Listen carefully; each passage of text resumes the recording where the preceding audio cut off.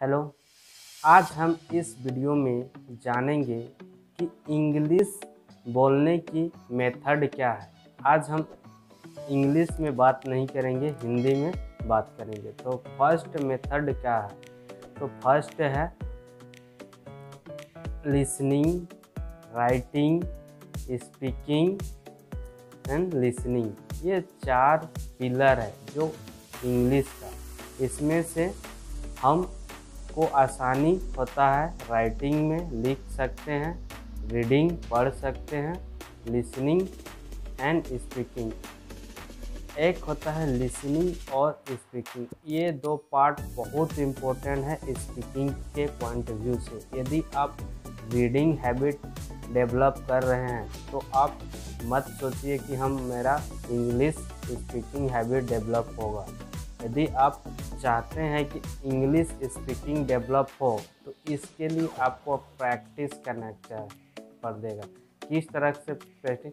अगर आपके पास कोई पार्टनर है तो आप उससे इंग्लिश से बात कर सकते हैं। अगर आप कहीं पे स्टार्टिंग में तो दिक्कत होगी तो बहुत आदमी सब क्या करते हैं, तो जहाँ पे दिक्कत होता है वो लोग स्टॉप कर देता है बोलना और सोचता है कि ये क्या सोचेगा।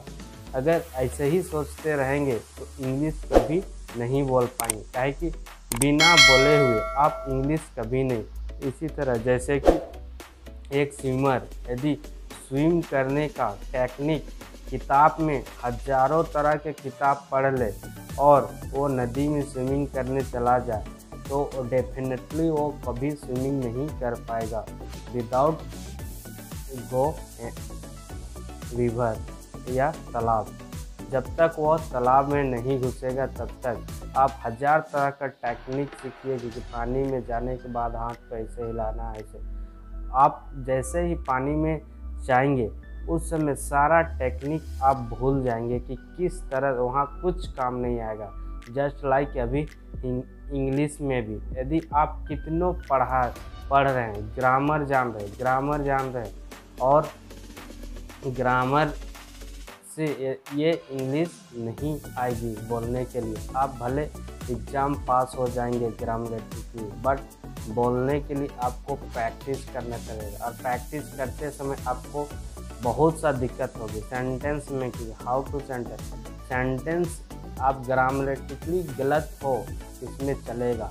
आप एक सेंटेंस से अनेक सेंटेंस बनाने के प्रयास करें। कोई ऐसा व्यक्ति नहीं है कि जो स्टार्टिंग में दिक्कत ना हो, बट अगर आप स्टार्टिंग में ही स्टॉप कर देते हैं तो आप आगे नहीं बढ़ पाएंगे। जैसे कि बहुत आदमी इंग्लिश बोलना तो सीख लेते हैं, 2-3 महीना का क्लास ज्वाइन करते हैं और सोचते हैं कि हम फटाफट इंग्लिश बोल लेंगे एज ए नेटिव, बट ऐसा नहीं होता है। ये कोई भी टीचर या तो नहीं सिखा सकता है गारंटी के साथ 3 महीना में, क्योंकि 3 महीना में क्या होता है कि हमारे जो लोकल लैंग्वेज होता है, हम लोकल लैंग्वेज भी सुन के सीखते हैं, जबकि हम 1 घंटा में कुछ नहीं सीख पाएंगे।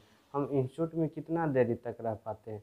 ज़्यादा से ज़्यादा 1 घंटा। 1 घंटा में बहुत सारा स्टूडेंट रहता है और स्टूडेंट से मिलने 1 घंटा कब निकल जाता है पता। फिर हम घर आते हैं, फिर अपना मोबाइल में व्यस्त हो जाते हैं। इसके कारण से क्या होता है कि हम सही चीज़ नहीं पाते हैं और कभी फ्लुएंसी नहीं आती। फ्लुएंसी उसी की आती है जो रेगुलर प्रैक्टिस करते हैं। अगर रेगुलर प्रैक्टिस नहीं कीजिएगा और केवल आप सोचिएगा कि हम वीडियो देख के सीख जाएंगे तो ये पॉसिबल नहीं है। वीडियो देख के आप सीख जाएंगे, आप समझ जाएंगे कि आप वो आदमी क्या बोल रहा है इंग्लिश में, बट आप जिस समय बोलना स्टार्ट करेंगे उस समय बहुत सा दिक्कत होने वाली है, क्योंकि बोलना और करना बहुत मुश्किल है। इसलिए जिस समय आप कुछ कर रहे हैं उस समय वही चीज़ कीजिए जो कर रहे हैं। जैसा कि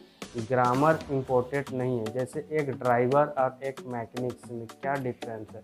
ड्राइवर क्या केवल वो स्टीयरिंग चलाने जाने का तो ड्राइव अच्छा से कर ले, बट एक मैकेनिक क्या होता है, गाड़ी का पूरा पार्ट पार्ट को जानता है, मगर कौन सा अच्छा गाड़ी का ड्राइव कर सकता है जो रेगुलर ड्राइव कर रहा है, ना कि वो इसी तरह ग्रामर आप पूरा पार्ट पार्ट जान जाए कहाँ कब क्या लगता है। जब आप बोलने उतरेंगे तो सारा ग्रामर भूल जाएंगे। इसीलिए आप बोलना स्टार्ट कीजिए और सीखना। दो चीज़ इसमें इम्पोर्टेंट है, स्पीकिंग पार्ट और लिसनिंग पार्ट।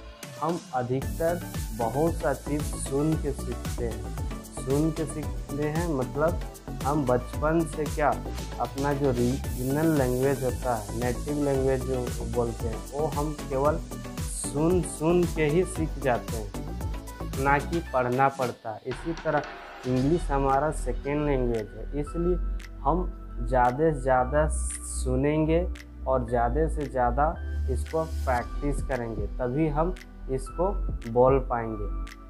अदर देन कभी हम ये सोचेंगे कि देख के सीखेंगे तो ये कभी पॉसिबल नहीं है।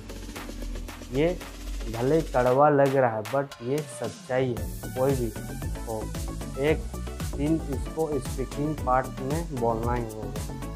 चलिए इतना ही कहते समाप्त करते हैं। Thank you.